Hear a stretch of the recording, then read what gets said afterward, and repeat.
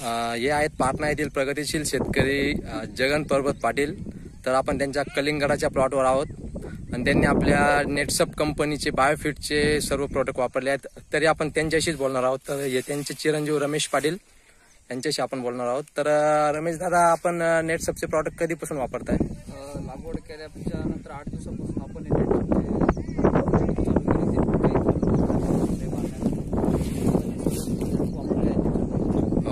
तर तुम्हाला मागच्या वर्षाच्या उत्पन्नामध्ये आणि ह्या वर्षी उत्पन्नामध्ये काय फरक वाटतो? मागच्या वर्षी वापरलेले होते आपण जे औषधं, मागच्या वर्षी अनुभव नसल्यामुळे 30 टन एकरी ॲव्हरेज निघलेलं होतं।